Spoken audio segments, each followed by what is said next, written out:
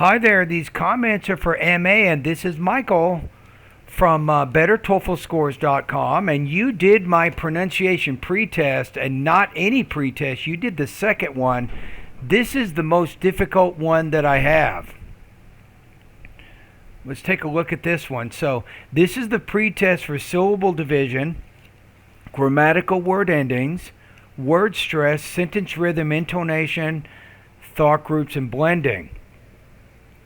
So let's see how, actually I listened to part A already, right? So I've gone through and I had you read these words and sentences here. So I have a pretty good idea what you need to work on. And I'm going to listen to the last, you've already talked about your favorite vacation. You haven't been able to go in a few years, but your last vacation was when you went to Japan.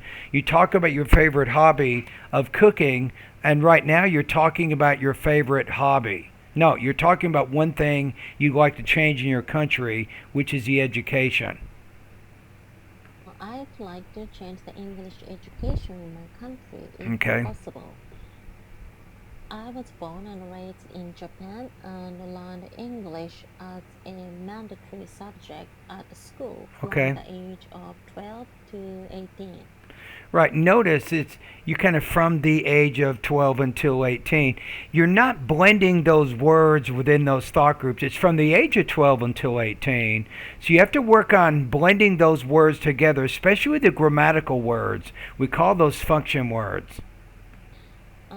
Most of the students can read and write reasonably well, but their speaking and listening levels are lower than in other countries. Okay.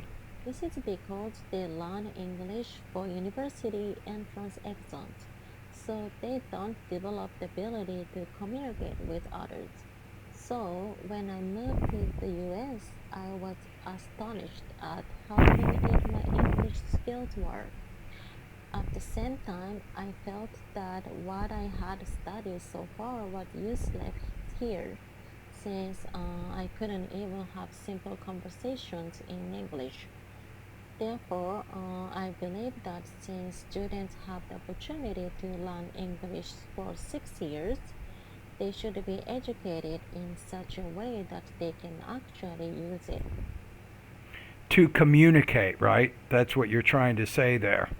Okay, so here's what I'm going to recommend.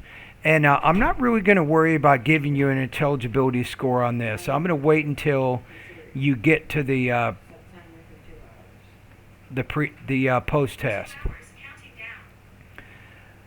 Okay, so here's what you need to focus on the most here. I've written down some notes here, and then you might want to write them down as well. So I think lesson number 31, word stress, you need to focus on that. Lesson 34, sentence rhythm part 2. That's an important lesson for you. Sentence rhythm part 3. You need to focus on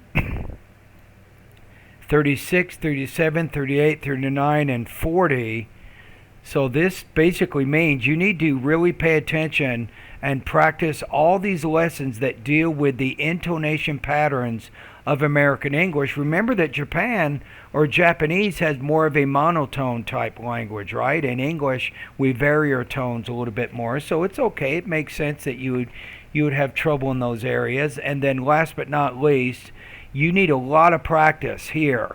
It's lessons 41, 42, 43, and 44. The TOEFL calls this pacing. I call it thought groups and blending. Whatever you call it, you need to improve in these areas. So you need to work better at identifying your thought groups of 4 to 5 stressed syllables, first of all. Number 2, blending the words within those thought groups, especially those function words, blending them with other words within the thought group. And number 3, you have to vary your tone at the end of that thought group. For example, at the end of each thought group, your tone should go up slightly, and then it pauses when you get to the end of the sentence. So that's pretty much what you should be doing right now. Let me repeat one more time. Lesson 31, 34, 35, 36, 37, 38, 39, 40, 41, 42, 43, and 44. All right, and thank you for completing this diagnostic pretest.